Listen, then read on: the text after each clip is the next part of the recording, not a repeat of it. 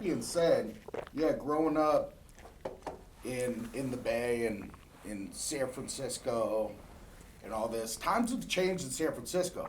100%. Yeah, we did a little episode a while back that it's been one of our biggest hits as far as comments and people coming at us. So we have a short from that episode where we're talking about, where I am talking about places that you maybe would be smart to avoid, you know?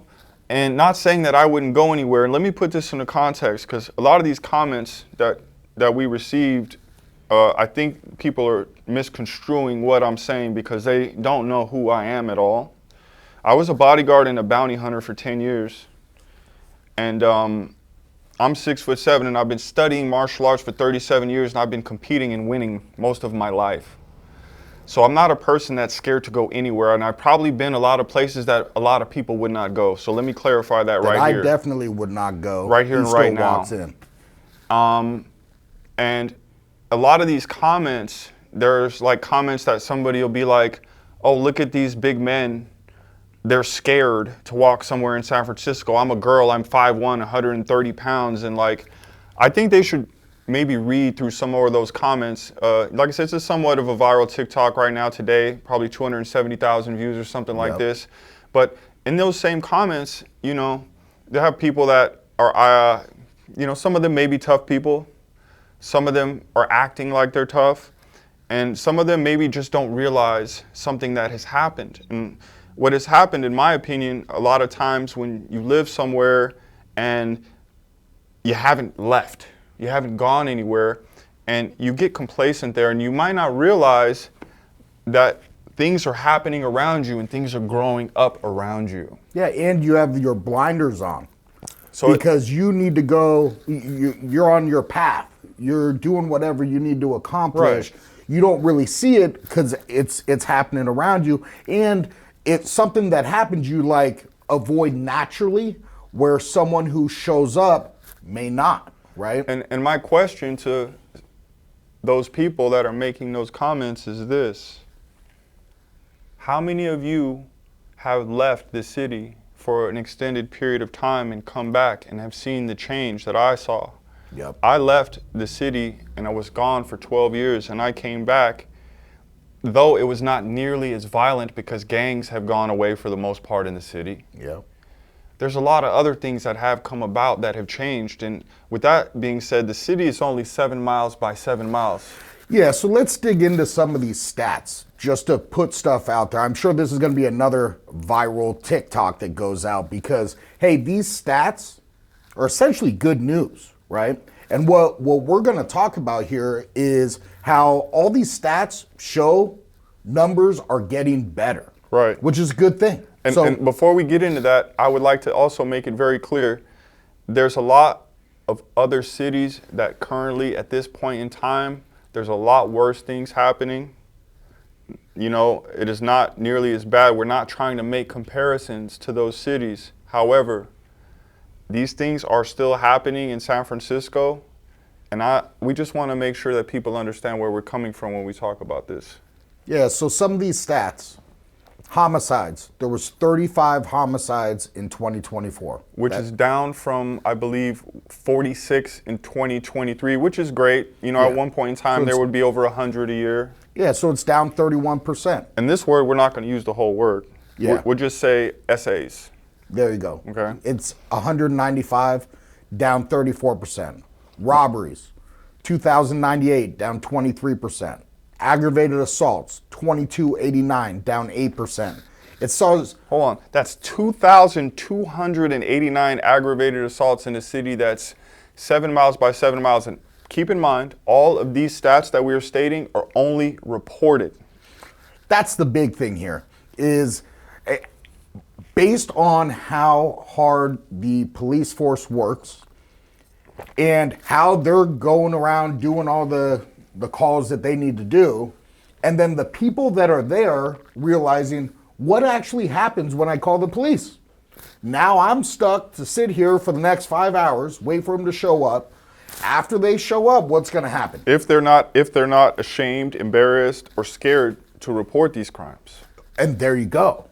So I believe that even though these numbers have gone down, it doesn't mean the stuff ain't happening even more than was reported previously. It's just that what good does it do to go and report it? Right.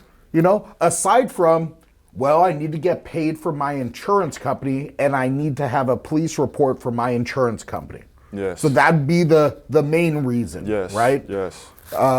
So violent crimes went down 14%, property crimes went down 31%, motor vehicle thefts down 10%, burglaries down 17%.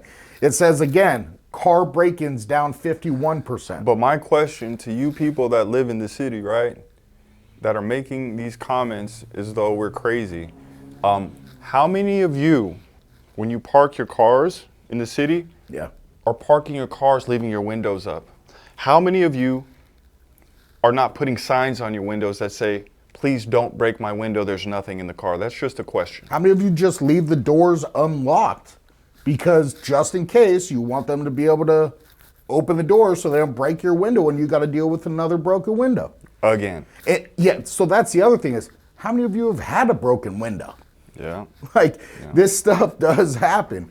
So the consciousness check, right? Just because numbers say something is down doesn't mean you necessarily feel safer walking your car at night. Right. Doesn't mean something's not gonna happen. Yeah, many residents feel the tension of urban decay no matter what the data shows. The disconnect. Statistics may trend down, but day-to-day realities feel more lawless in certain neighborhoods. This is a big thing right here, right? 100%. Yeah, like you said, we kind of know because we grew up there which neighborhoods, we're not going to walk in, right? We're not going to go there, or we have no reason to be there. Right, that's all. And we're not going to accidentally show up there. Right. Like I'm not going to accidentally show up in Hunters Point. And there's many videos on Reddit and TikTok where they're like literally places to top 10, top 20 places to avoid in San Francisco. Like, this exists. Yeah. Yep. Living in a bubble versus living in a reality. You can't solve a problem if you pretend it doesn't exist. Yeah. This is something we want to ask our listeners and those that are dropping comments, especially commenting going like, hey, you guys are pretty lame and scared people because you're not willing to walk there, even though, like, you know, me walking with Nate, I feel real comfortable just about anywhere. Like, he's waiting for someone to show up and push the button, you know? Yeah, I mean, you see that look? What look? That look? Yeah. Locals, small business owners, and rideshare drivers feel they're on their own. Yeah. That's some craziness, man.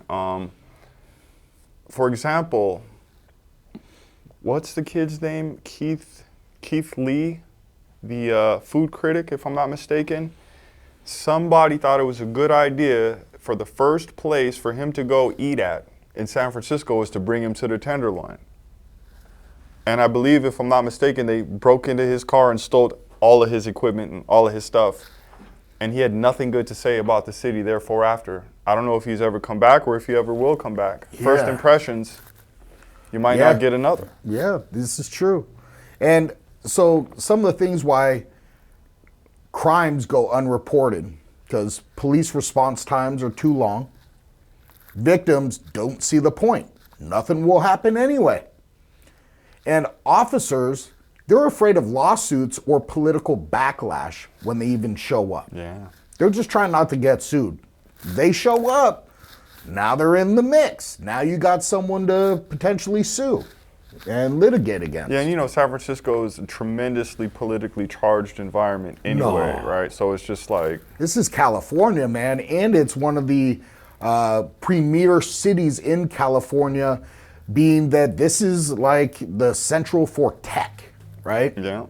And like Nathan said, it's only 7 miles by 7 miles. It's nowhere near as big as a Baltimore, a New York City, or any of these other places. But if you want to look at what it is per capita, it's a little crazy.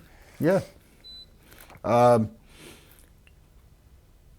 concentration of wealth, drugs, and mental health issues causes chaos in such tight proximity. Literally within blocks of where billionaires go hang out, there's the Tenderloin. And it's like, it's so close. Right up the street from Russian Hill, you know, and all these other places. And like, it's, for those of you who don't know, let me just touch on the Tenderloin real quick. You know, my dad is ex-Green Beret, ex-CIA, ex-Secret Service. And when I was a kid, that's how I learned about the street. My dad would walk me through the Tenderloin in various districts where stuff was going on. There was a lot of drugs. And, you know, teach me, hey, rule number one of the streets is mind your own business, right? Yep. And if you mind your own business, you should be okay. But the thing is, before I was born, before we were born, the Tenderloin was already in existence. And it's the place where politicians look the other way because somebody's pocket is getting padded. It's an open air drug market where people come from all around the world to do drugs in the street because they know nothing's going to happen to them. They know they can do drugs safely there. So here's a question. Why can somebody not drink a beer on the street, right? But you can have somebody bent back over leaning like this on the street on dope in the Tenderloin. Well, people got their kids, they're walking them through the loin on their way to school, and they got to deal with all this. They got to deal with the pissy smell of the streets and all of these things. Why? What's that about? Somebody's getting paid. Yeah, so it's not just about crime stats going down. It's about whether we become too numb to the stuff that's still happening. I think that's a key point, right? Yeah. We just numb to it. It's all happening. It's like, well, nothing's ever going to change, so I'm not going to dig into this because I just numb myself out. Otherwise, it'll drive me crazy. This one poor lady in the comments was like, yeah, I got beat up 3 times just walking up the street. One time, she was like, I was just walking my dog and somebody just kicked my dog, random. Really? Yeah, bro. The dog? Somebody just kicked the dog for no reason, bro. And I'm like, yeah, I read through these comments, you know, and I interact as much as I possibly can, man. And like, there's some things, man. So on that note, please, in the comments of this video, if you have been a victim of a crime in SF and you have not reported it, let us know that happened. Because we believe that this is something that happens quite a bit. And we're asking our listeners to put that stuff in the comments to just say, hey, yeah, that happens. I did it. This is why I did it, because I didn't want to sit around for 5 hours, wait for the police, then do all this other stuff when I know nothing else is going to happen with it. They're long gone. That's right. Yeah, that'd be great. That's dope. Yeah.